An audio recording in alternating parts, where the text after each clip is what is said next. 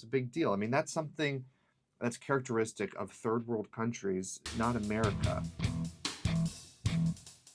Hey everyone, welcome back to the America First Energy Podcast. We're coming to you today with a new energy emergency mini-series to highlight the unprecedented energy demand growth that we're seeing here in the PJM territory, here in Virginia, but frankly, all across the country. I mean, our homes are growing, our businesses are growing, our energy hunger is growing year after year.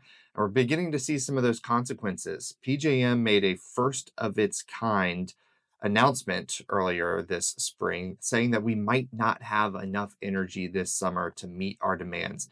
That's shocking. Yeah, and this summer we'll kind of keep you updated as we move. As the temperatures rise, our ACs turn up just a little bit higher. We'll continue to follow along with what's going on here in PJM, but also, like Skyler said, across the country.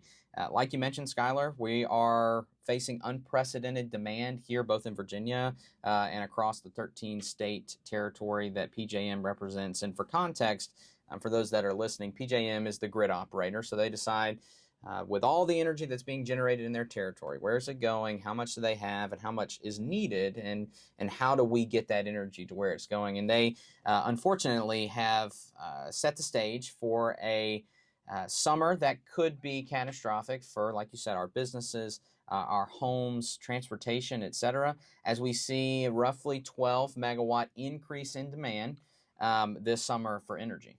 Yeah, just to drill in there, that's a 12 gigawatt delta in what they forecast the peak demand to be versus what an extreme scenario could call for. So they're forecasting 154 gigawatts of capacity needed to meet that demand, but in an extreme scenario that could be 166 gigawatts, and that 12 gigawatt delta there is what could be very, very problematic for PJM states. At that point, you're in a scenario of picking who gets energy and who doesn't get energy on potentially the hottest day of the summer. It's not a good situation to find yourselves in, and this is both a supply problem. We're not adding enough new energy to the PJM grid year after year.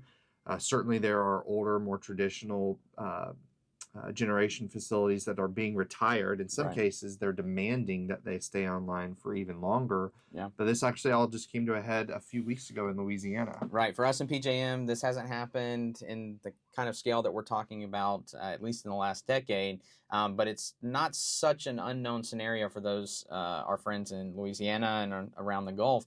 Just recently, of course, if you listened into our podcast, we discussed load shedding events or rolling blackouts in the MISO South Territory in Louisiana. So just to describe this a little bit, we covered it, but want to intro it a little bit more. Some energy generation sources that were expected to be online in the MISO territory unexpectedly went offline. They didn't have enough generation to meet the demand on Memorial Day weekend. I mean, this is when you're outside having fun with your family, playing music, eating barbecue, and you don't have enough energy. And about 100,000 customers in the New Orleans area and in that territory didn't have power. For a scheduled outage to occur and a generator to fail simply should not cause a load shedding event. That means there are more to the story of either bad forecasting, bad modeling, or higher demand than was projected. Lewis claims Entergy should share some of the blame for the outages. If we had more significant solar and battery storage, we could have been able to use some of that intermediate resources for the short time to keep the lights on. If we had better transmission, we could have flowed power from other parts of the state and other parts of this nation to keep power on.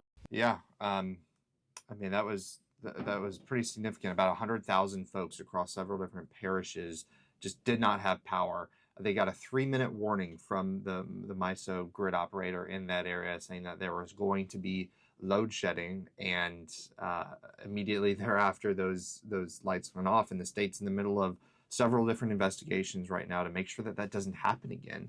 But it goes back to just energy supply. I mean, one energy generator didn't show up as expected that day.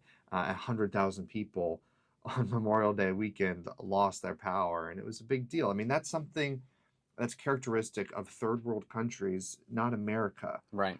If we keep going down this path in PJM, in other grid operator regions, with increased energy demand and not enough new supply being brought on year to year, this could become the new normal. Right, and PJM makes clear, right, the issue is not that the new generation sources that we do have are existing are not effective. The problem is it is taking way too long for us to get new electrons on the grid and be dispatched. And a lot of that has to do with the grid operator having a backlog of projects, but also delays on the ground for good, fast, effective projects. And in their press release, PJM makes clear that renewables, solar, wind, battery storage are going to be central to addressing not just the needs for this summer, but as we move into the fall and our air conditioning and our cooling switches to heat, we need that electricity, and solar, wind, and battery storage is going to be the best way for us to combat these needs and meet that growing demand. Certainly, some of the blame is deservedly put onto PJM. I mean, there are those queue delays that you mentioned. It does take too long to attach a new energy generation source of any kind to the grid. This is coming to a head, of course, as you mentioned, with solar and energy storage that are the quickest, most deployable forms of new electricity generation. They're also mentioning that they want to see more solar and storage come online to help put a downward pressure on prices, which we'll get into shortly. But it's that supply. I mean, folks need to realize it's moving mountains to get a new energy generation facility attached to the grid, operating and producing every day. Right. Local permits, financing, PJM interconnection, working with the local utility that services that area. We need to remove all of those barriers so that we can attach as much energy, new energy, to the grid as possible. PJM's part of that problem, several other problems, but they're the ones warning us. If we don't figure this out, the consequences are going to be stark. Right, and you talk about energy storage as kind of a central part of this puzzle. I think a lot of times, particularly here in Virginia, a lot of the conversation is kind of centralized around solar. But talk a little bit about, of course, in Virginia, we have one of the largest energy storage facilities. It's not your typical battery energy storage facilities, but tell us a little bit about that, and maybe describe a little bit about how we can capitalize on battery storage or just storage in general to solve this problem. Yeah, I mean, folks need to realize that PJM does have a big job, but they have to perfectly match the supply of energy to the demand that they're receiving every second, every day, 365. Right. And that's difficult. You have to keep the grid operating at 60 hertz precisely in order for all of our electric appliances to continue to operate well. A key way to help streamline and balance those those spikes, those brief spikes in demand and the lag that sometimes happens with supply is battery energy storage, or generally just energy storage writ large. Virginia does have the largest battery in the world in the Bath County Pumped Hydro Station. When that thing is working, letting water down from a mountaintop reservoir down about 1,000 feet vertically, spinning turbines, that's producing 3 gigawatts of electricity. That actually sometimes accounts for 3% of the entire PJM grid. We see an incredible value there, but if at the highest peak demand, that battery is releasing energy to the grid, that only lasts but for so long. Right. And you're going to have to charge that back up. It's an incredible tool. It's really useful. Battery energy storage generally, even small lithium-ion utility scale batteries are really useful, but it's one piece of the puzzle. You have to keep that perfectly balanced grid in place, and battery storage helps with that. Right, and it's like you say, it's that balance, and we're we sit here and we talk about energy on our podcast and in the communities we're working in, but it's really not just us that's having this conversation, right? Sometimes it can feel like it's just the people on the ground at the local level that are talking about these projects and talking about the energy needs.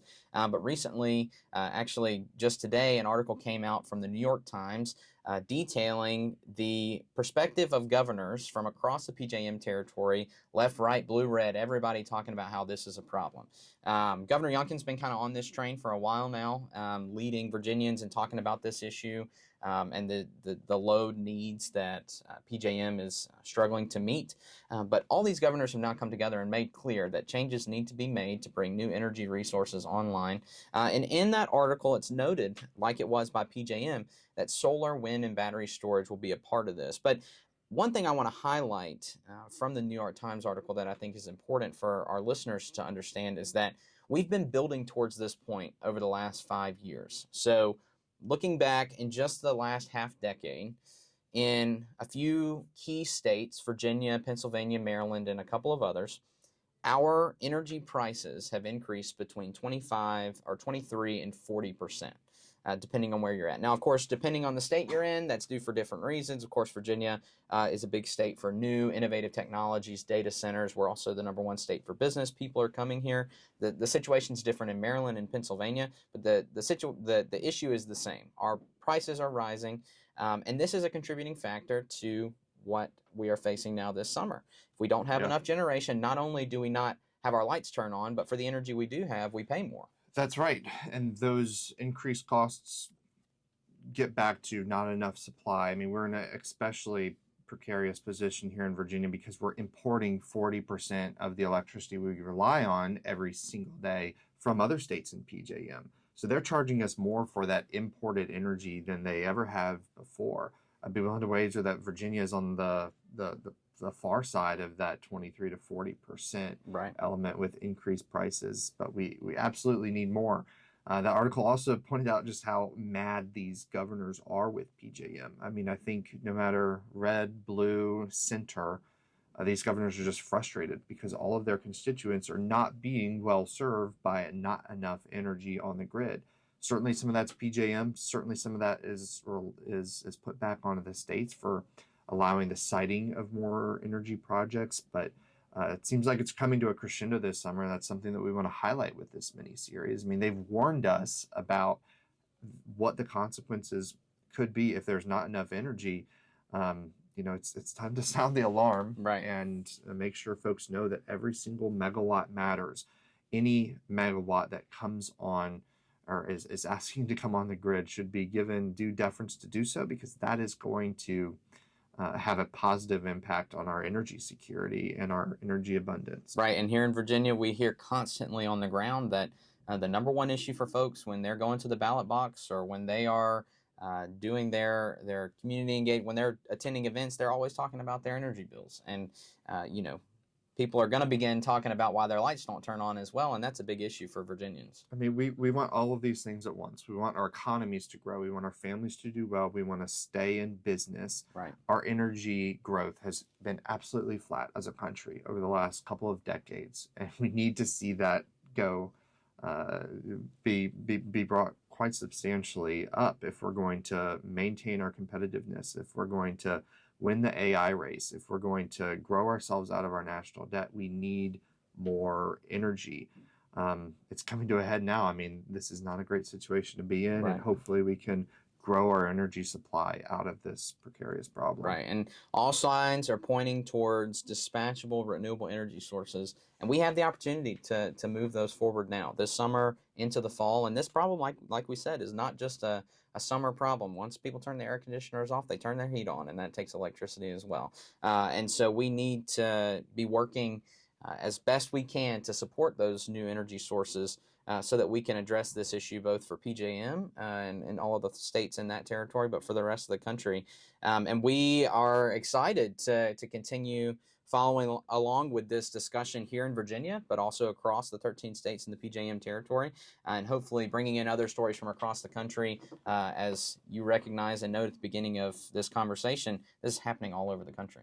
Yeah, it is. And thanks, Ben, for helping to highlight it today. I mean, that cheap dispatchable energy means solar plus storage, and that accounts for maybe 75-80% of the new projects we're seeing coming online and asking for permits or for PJM interconnection. So we'll keep an eye on those issues too, and hope for the best this summer. Yeah, looking forward to it.